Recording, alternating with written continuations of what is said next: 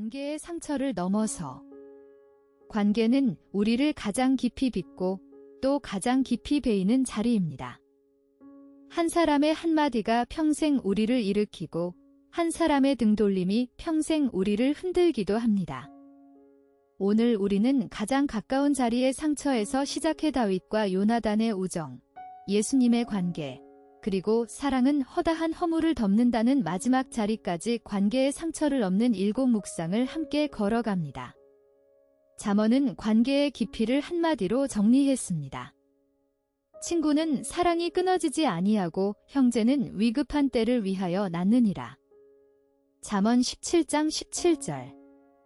주목할 점은 관계가 우리에게 단순한 사회적 기능 그 이상이라는 사실입니다.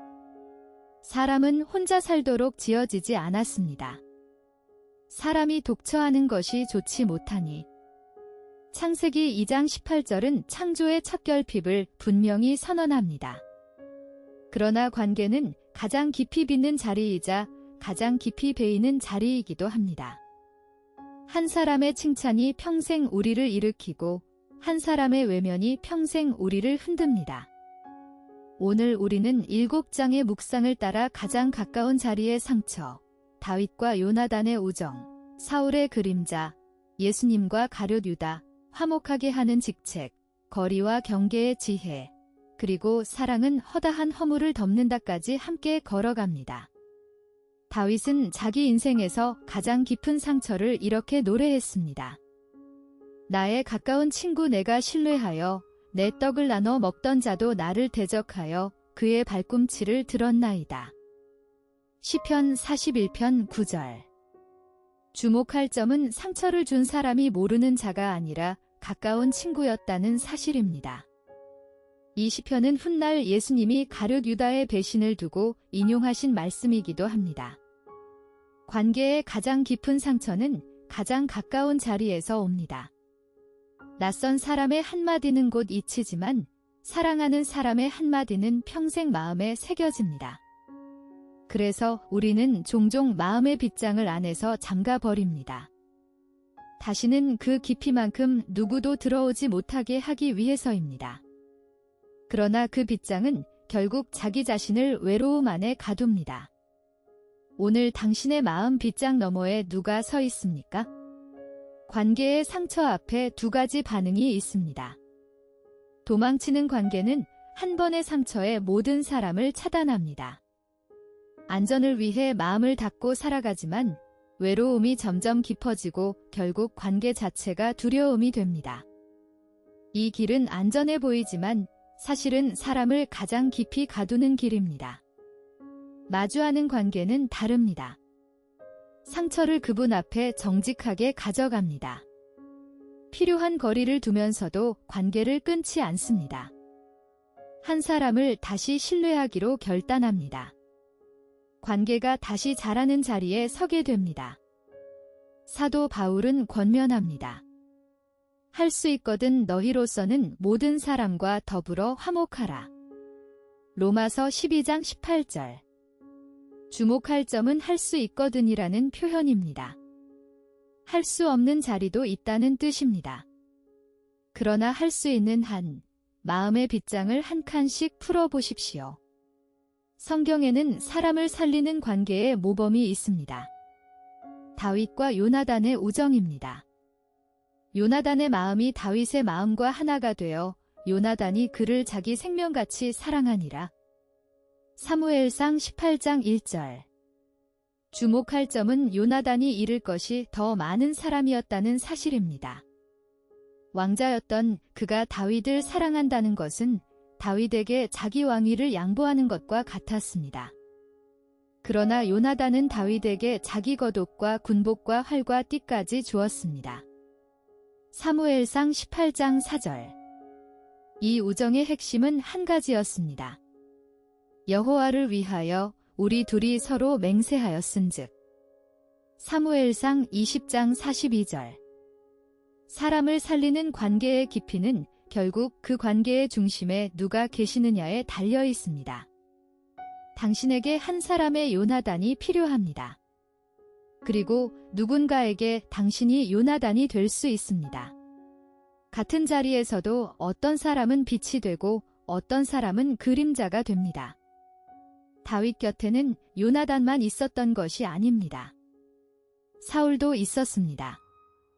처음에 사울은 다윗을 사랑했고 자기 곁에 두었습니다. 그러나 백성이 다윗을 노래하기 시작한 그날부터 그 마음이 변했습니다. 사울이 다윗을 그날부터 그 후로는 주목하였더라. 사무엘상 18장 9절. 사울의 그림자가 점점 짙어지자 그는 다윗에게 창을 던졌고 끝내 그를 죽이려 추적했습니다. 사울의 비극은 그가 외부의 적에게 무너진 것이 아니라 자기 안의 질투에 무너졌다는 사실입니다. 관계는 사람만의 문제가 아닙니다. 내 안에 무엇이 내 관계를 무너뜨리는지를 정직하게 들여다보아야 합니다. 오늘 내 마음의 한자리에 사울의 그림자가 자라고 있지는 않은지 주여 내 마음을 살피소서. 시편 139편 23절의 기도가 필요합니다. 관계를 무너뜨리는 자리는 셋입니다. 첫째, 질투의 자리입니다. 사울이 다윗에게 무너진 첫 자리는 사람들의 노래였습니다. 사울이 죽인 자는 천천히요 다윗은 만만히로다. 사무엘상 18장 7절. 비교는 가장 가까운 사람을 적으로 만드는 가장 빠른 길입니다. 둘째, 통제의 자리입니다. 사랑인 줄 알았던 마음이 사실은 통제였던 적이 있습니다. 상대를 내 뜻대로 빚으려는 모든 노력은 결국 관계를 무너뜨립니다. 사랑은 자유를 주는 자리입니다. 셋째, 배신의 자리입니다. 내가 가장 신뢰하던 사람이 등을 돌리는 자리입니다. 다윗과 예수님은 모두 가장 가까운 자에게 배신을 경험하셨습니다. 그러나 그들은 그 자리에서 무너지지 않았습니다. 오히려 그 자리에서 가장 깊은 영혼의 노래가 흘러나왔습니다. 예수님은 가장 가까운 12 제자 가운데 한 명에게 배신당하셨습니다. 가룟 유다였습니다. 그가 어떤 사람이 될지를 미리 알고 계셨음에도 예수님은 그를 제자로 부르셨고 함께 다니시며 가르치셨습니다. 그리고 마지막 만찬의 자리에서 예수님은 떡을 적셔 유다에게 건네셨습니다. 예수께서 떡 한 조각을 적셔 주시는 자가 그 사람이라 하시고 곧 한 조각을 적시신 후에 시몬의 아들 가룟 유다에게 주시니 요한복음 13장 26절. 주목할 점은 그분이 마지막 순간까지 사랑의 식탁을 멈추지 않으셨다는 사실입니다. 유다에게 떡을 건넨 그 손은 곧 십자가에 못 박힐 손이었습니다. 사랑은 배신을 알고도 사랑을 멈추지 않는 자리에서 가장 깊어집니다. 오늘 당신의 식탁에서 떡 한 조각을 누구에게 적셔 줄 수 있겠습니까? 사도 바울은 우리의 정체성을 한마디로 정리했습니다. 모든 것이 하나님께로서 났으며 그가 그리스도로 말미암아 우리를 자기와 화목하게 하시고 또 우리에게 화목하게 하는 직분을 주셨으니. 고린도후서 5장 18절. 주목할 점은 우리에게 직분이 주어졌다는 사실입니다. 그리스도인은 단순히 화목한 사람이 아니라 화목을 만드는 사역자입니다. 예수님은 산상수훈에서 이 자리를 분명히 축복하셨습니다. 화평하게 하는 자는 복이 있나니 그들이 하나님의 아들이라 일컬음을 받을 것이며. 마태복음 5장 9절. 화평하게 하는 자는 갈등 앞에서 도망치는 사람이 아닙니다. 오히려 갈등 한복판으로 들어가 두 사람 사이의 빗장을 한 칸씩 푸는 사람입니다. 오늘 당신의 자리에서 두 사람 사이의 빗장을 풀 수 있는 한 사람이 누구입니까? 관계 앞에 두 가지 자리가 있습니다. 이기는 관계는 옳고 그름의 자리에서 이기려 합니다. 상대의 약함을 자기 무기로 삼고 이긴 후에는 외로움만 남습니다. 관계는 시들고 마음은 점점 굳어집니다. 옳다는 만족은 잠깐이지만 외로움은 길게 남습니다. 그러나 살리는 관계는 다릅니다. 옳음보다 사랑을 먼저 묻습니다. 상대의 약함 앞에 한 발 물러서고 함께 자라는 시간을 기다립니다. 관계는 깊어지고 마음은 부드러워집니다. 사도 바울은 이렇게 노래합니다. 사랑은 오래 참고 사랑은 온유하며 시기하지 아니하며 자랑하지 아니하며 교만하지 아니하며 무례히 행하지 아니하며 자기의 유익을 구하지 아니하며. 고린도전서 13장 4절에서 5절. 오늘 당신은 어느 자리에 서 있습니까? 이기는 자리, 살리는 자리, 둘 중 하나입니다. 모든 사람을 가까이 둘 수는 없습니다. 건강한 관계는 적절한 거리에서 시작됩니다. 잠언은 한마디로 이 지혜를 정리했습니다. 모든 지킬 만한 것 중에 더욱 내 마음을 지키라 생명의 근원이 이에서 남이니라. 잠언 4장 23절. 사랑하는 사람이라 해서 마음의 모든 자리를 다 열어두는 것은 사랑이 아닙니다. 오히려 마음의 경계 안에서 사람을 보아야 사람을 사랑할 수 있습니다. 예수님도 모든 사람과 같은 거리를 두지 않으셨습니다.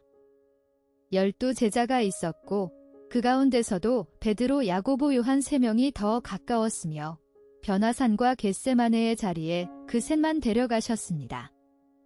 이는 차별이 아니라 지혜입니다. 거리는 단절이 아니라 보호입니다. 오늘 당신의 마음을 지킬 만한 한 거리는 어디입니까?